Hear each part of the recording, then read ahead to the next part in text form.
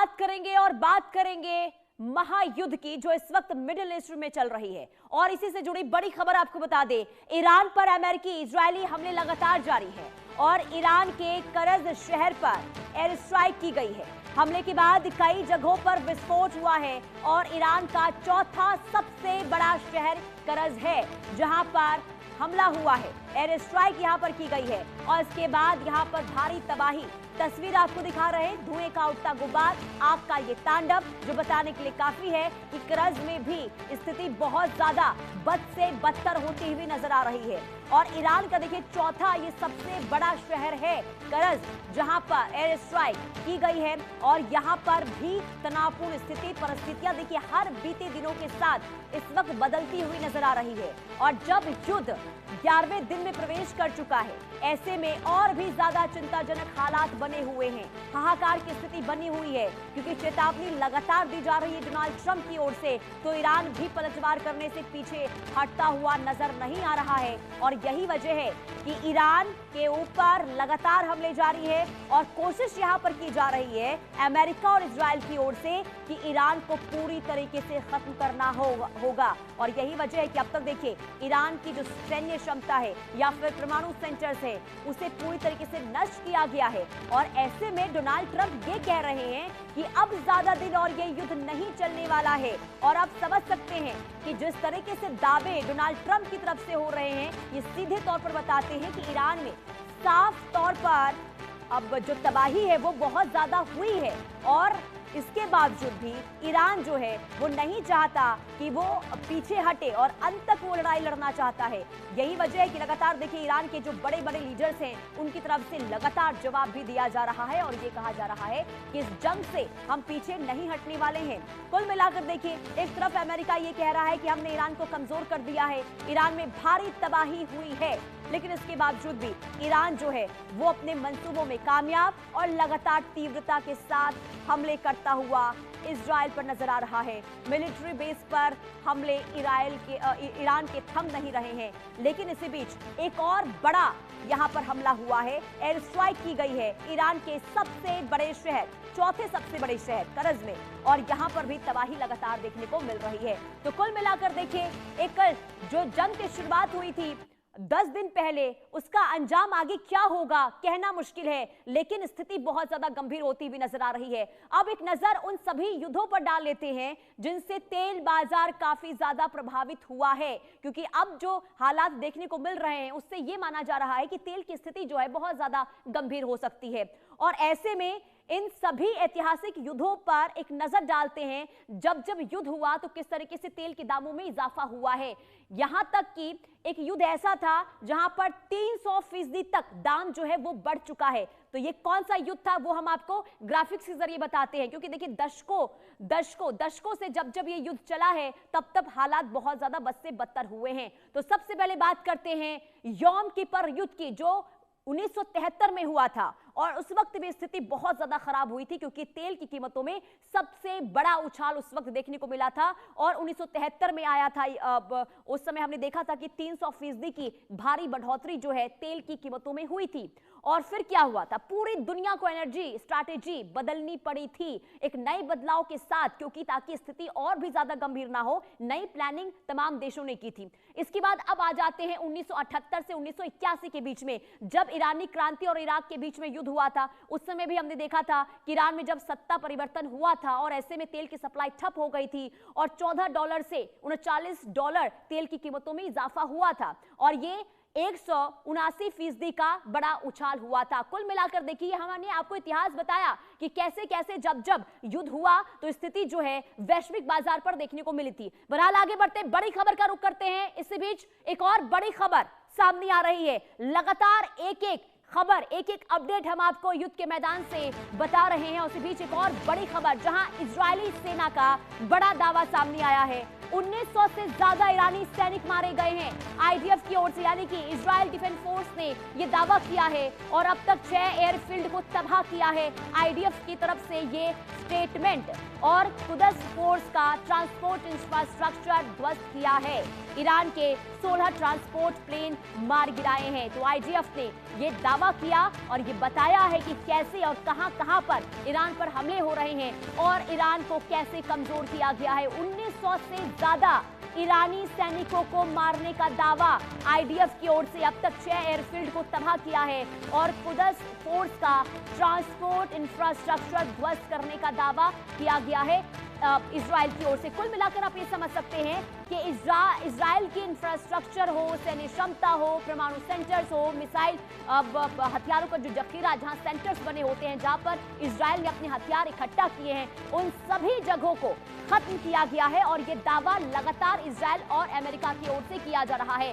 बहरहाल इसी बीच एक और बड़ी खबर का रुख करते हैं। बड़ी खबर, cluster bomb, ballistic missile, cruise missile और सुसाइड ड्रोन्स, हाइपरसोनिक मिसाइल, ये तमाम मिसाइल है जिसका इस्तेमाल इस वक्त युद्ध में होता हुआ नजर आ रहा है। खास करके B-2 स्टील्थ बॉम्बर की बात करते हैं या फिर एरो 3 और F-35 लाइटिंग की अगर हम बात करते हैं तो ये इस वक्त युद्ध में इस्तेमाल हो रहा है। जरा हम ये तस्वीर देख लीजिए, ये महायुद्ध में घातक हथियार जिसका इस्तेमाल हो रहा है तीनों ही देशों की तरफ से। पहले क्लस्टर बम जो ईरान की तरफ से ये इस्तेमाल हो रहा है और ये बहुत ही घातक माना जाता है। ये हथियार जो है बहुत ज्यादा घातक, क्योंकि एक साथ जो है बमों की यहाँ पर बौछार होती है। इसके बाद क्रूज मिसाइल की कर लेते हैं। ये लॉन्ग रेंज की मिसाइल है और इतनी स्पीड से ये आगे बढ़ती है और जहां पर भी जाकर ये गिरती है वहां पर भारी तबाही होती है।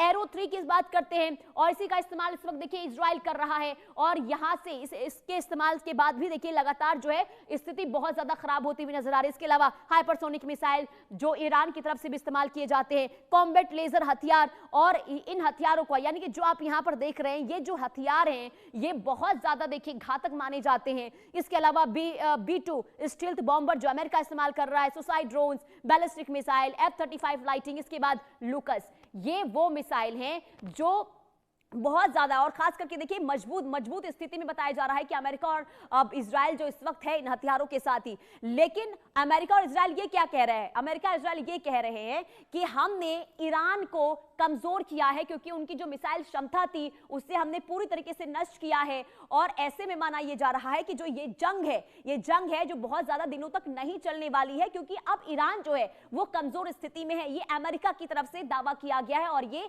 डोनाल्ड ट्रंप कह रहे हैं। डोनाल्ड ट्रंप कह रहे हैं कि हमने ईरान को बहुत ज्यादा कमजोर कर दिया है। और इस बीच एक और बड़ी खबर का रुख करते हैं। ईरान ने हथियारों का एक नया वीडियो जारी किया है। एक तरफ से डोनाल्ड ट्रंप का दावा, लेकिन दूसरी तरफ ईरान की तरफ से एक वीडियो जारी किया गया हथियारों का और IRGC एरोस्पेस फोर्स के कमांडर माजिद मौसवी ने यह वीडियो जारी किया है।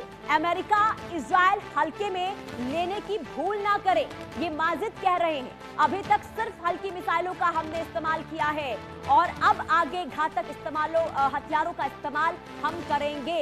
ये वीडियो जारी करके संदेश देने की कोशिश ईरान की ओर से अमेरिका और इजराइल को किया गया है। ईरान की ओर से संदेश पहुंचाया गया है कि गलती अमेरिका और इजराइल कर रहा है कि हमने ईरान को कमजोर किया है, हमने ईरान की सैन्य क्षमता को खत्म कर दिया है, लेकिन ये गलती इस वक्त अमेरिका और इजराइल कर रहा है और यही वजह है कि ये वीडियो जारी किया गया। ये वीडियो जो आप अपने स्क्रीन पर देख रहे हैं ये ईरान की ओर से जारी किया गया है, जिसमें हथियार दिखाई दे रहे हैं और ये बताया गया है कि अभी तो हमने सिर्फ पुराने हथियारों का इस्तेमाल किया है और हमारे पास अभी पर्याप्त हथियार हैं। हमारे पास हथियारों का इतना स्टोरेज है कि हम लंबे समय तक इस जंग में टिके रह सकते हैं। और इसी भी चाहिए कुछ जानकारी आपको दे दे। देखिए ईरान के पास मिसाइलों की खेप है और क्रूज मिसाइल भी इस वक्त ईरान के पास है और ऐसे में हम आपको ग्राफिक्स के जरिए जानकारी देते हैं कि क्यों ये कहा जा रहा है कि ईरान इस वक्त मजबूत स्थिति में है। देखिए बात 2 फरवरी 2019 की अगर हम करते हैं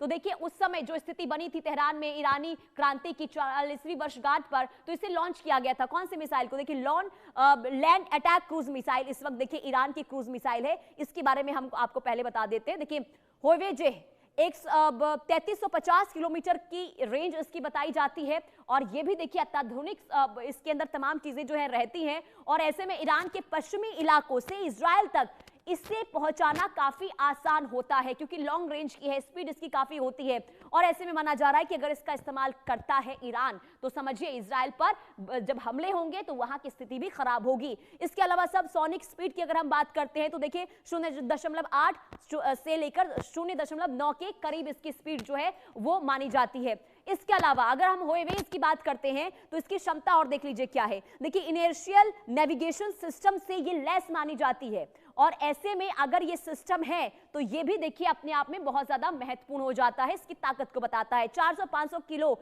वारडेह की क्षमता इसमें है और ऐसे में ये काफी घातक माना जाता है। इसके अलावा ट्रंक माउंटेड और MLRS से विकल्प क्विक लॉन्च में ये कैपेबल है। इसके अलावा रडार से बचने के लिए भी जमीन के करीब ये उड़ सकती है।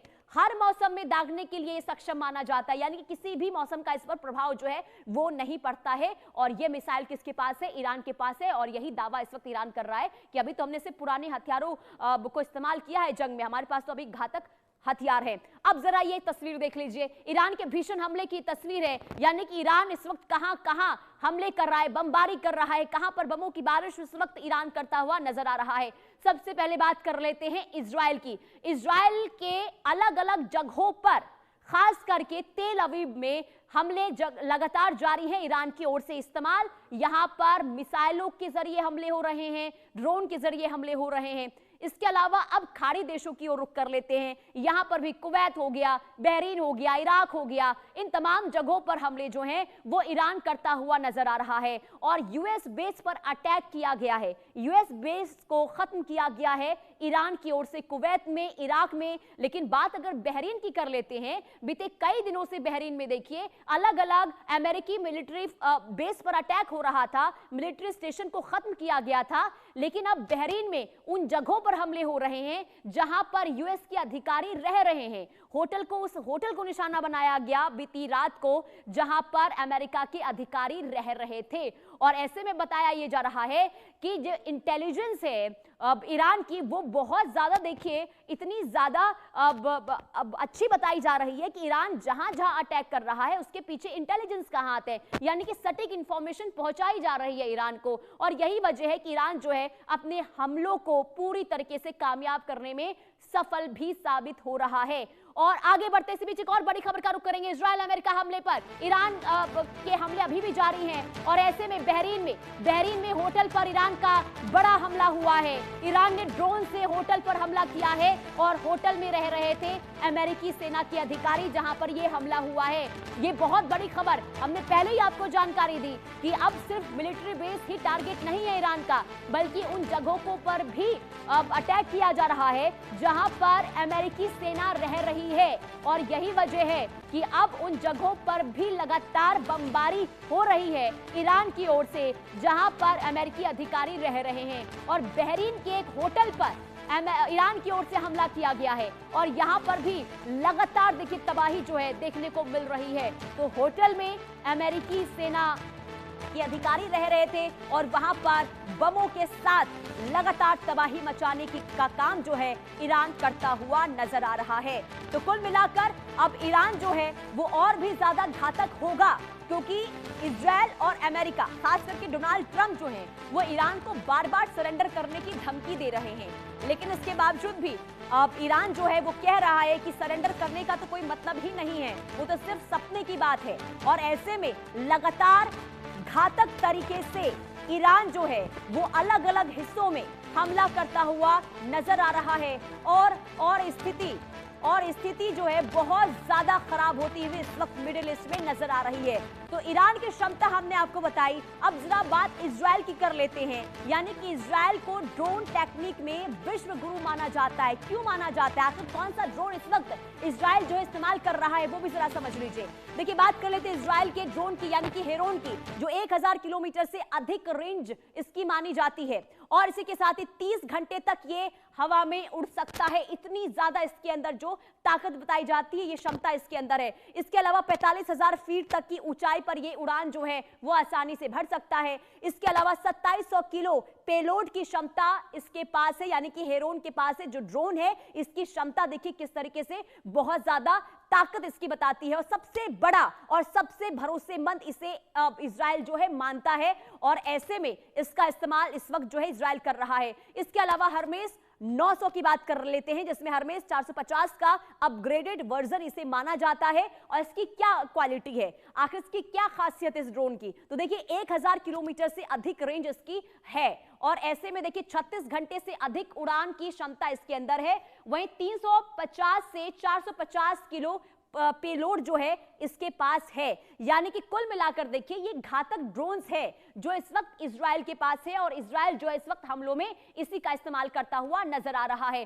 कुल मिलाकर देखिए इजराइल के ड्रोन की क्षमता इस वक्त देखिए काफी ये मानी जाती है कि इजराइल के पास जो है बहुत ज्यादा तकनीकी चीजें हैं जिसका इस्तेमाल जो है वो अपने हथियारों के लिए करता रहा है। लेकिन अब जरा इन 6 तस्वीरों पर नजर डाल लीजिए जो मौजूदा मिडिल ईस्ट के हालातों को बताती है। युद्ध बहुत जल्द खत्म होगा, ये डोनाल्ड ट्रंप का स्टेटमेंट सामने आया और उन्होंने ये कहा कि देखिए अब वो दिन दूर नहीं है जब ये युद्ध खत्म हो जाएगा, क्योंकि हमने ईरान की क्षमता को कम किया है। इसके अलावा ईरान पर हमला जरूरी है, यह भी कहा जा रहा है डोनाल्ड ट्रंप की ओर से। तेल सप्लाई रोकी तो बड़ा हमला होगा, ये डोनाल्ड ट्रंप कह रहे हैं, यानी कि सीधे तौर पर यहां पर ईरान को धमकाया गया है। इसके अलावा हॉर्मुज स्ट्रेट पर कब्जा करने की भी बात कही गई है डोनाल्ड ट्रंप की तरफ से। ईरान की 80% हथियार इस वक्त तबाह किए गए हैं, ये डोनाल्ड ट्रंप दावा कर रहे हैं खुद की ओर से और ये कह रहे हैं कि हमने ईरान के 80% हथियारों को खत्म कर दिया है, तबाह कर दिया है। इसके अलावा डोनाल्ड ट्रंप ने यह भी दावा किया कि जल्द तेल के दाम कम होंगे, यानी कि कहीं ना कहीं देखिए यहां पर अगर ऐसा होता है तो ये राहत की बात जरूर है कि अगर तेल के दाम कम होंगे तो उसका असर जो है वैश्विक बाजार पर और तेल की सप्लाई पर नहीं देखने को मिलेगा। जो तेल की सप्लाई अभी बाधित हो रही है, अगर ऐसा वाकई में होता है कि तेल के दाम नहीं बढ़ेंगे तो ये राहत की खबर है। लेकिन कुल मिलाकर देखिए एक तरफ जहां जंग चल रही है तो दूसरी तरफ डोनाल्ड ट्रंप ये लगातार बयानबाजी कर रहे हैं, डोनाल्ड ट्रंप लगातार अलग अलग दावे कर रहे हैं। लेकिन यहां पर सीधे तौर पर ये आप समझ सकते हैं कि डोनाल्ड ट्रंप जो है ईरान को यहां पर धमकी दे रहे हैं और ये बता रहे हैं कि अगर ईरान की ओर से कोई भी दुस्साहस किया जाता है स्ट्रेट ऑफ हॉर्मुज से तेल की सप्लाई को रोकने के लिए तो इसके बाद बुरा अंजाम होगा ईरान का। लेकिन इसके बावजूद भी ईरान देखिए पीछे नहीं हट रहा है और ईरान की तरफ से अभी हाल ही में हथियारों का एक वीडियो जारी किया गया जिसमें यह बताया गया है कि अभी पर्याप्त हथियार है ईरान के पास। और इसी बीच एक और बड़ी खबर का रुख करते हैं। ईरान के विदेश नीति सलाहकार कमाल खराजी का बयान सामने आया है। ईरान लंबी लड़ाई के लिए तैयार है। कमाल खराजी का ये स्टेटमेंट और डिप्लोमेसी की कोई भी गुंजाइश नहीं दिखती है, ये खराजी कह रहे हैं। यानी कि बातचीत को लेकर, डिप्लोमेसी को लेकर फिलहाल कोई भी गुंजाइश नहीं है। ये स्टेटमेंट विदेश नीति ईरान के सलाहकार है, विदेश नीति के सलाहकार हैं ईरान के कमाल खराजी, उनकी तरफ से ये बयान दिया गया है और ये कहा गया है कि अभी फिलहाल डिप्लोमेसी की या फिर बातचीत को लेकर कोई भी गुंजाइश नहीं है, कोई भी रास्ता नहीं है और ईरान जो है लंबी लड़ाई करने के लिए तैयार है। और ऐसे में आप ये समझिए कि ईरान में तबाही तो हुई है, काफी नुकसान तो हुआ है, लेकिन ईरान के जो मंसूबे हैं वो अभी भी डामाडोल नहीं हुए हैं। ईरान अभी भी उसी ताकत के साथ, उसी तीव्रता के साथ, उसी घातक के साथ अलग अलग हिस्सों पर हमला करेगा। ये सीधे तौर पर ईरान के जो विदेश नीति के सलाहकार हैं उनकी तरफ से ये बता दिया गया है कि ईरान अभी भी जवाब देगा और ईरान जो है युद्ध के लिए आगे भी तैयार है। और अभी कुछ देर पहले ही हमने आपको तस्वीर दिखाई थी जो ईरान की ओर से जारी की गई थी, जिसमें ये बताया गया था कि ईरान के पास हथियारों का भंडार अभी है, यानी कि ईरान के पास अभी भी ऐसे ऐसे हथियार हैं जिसके जरिए वो हमला कर सकता है। कुल मिलाकर आगे क्या होगा, क्या स्थिति बनेगी, क्योंकि एक तरफ ईरान अपनी ताकत दिखा रहा है तो डोनाल्ड ट्रंप ये कह रहे हैं कि ये युद्ध जो है ज्यादा लंबे समय तक नहीं चलने वाला है। तो इस बयान को लेकर आप ये समझिए कि तनातनी, खींचतान और बयानबाजी के बीच में जंग के हालात किस कदर इस वक्त बने हुए हैं।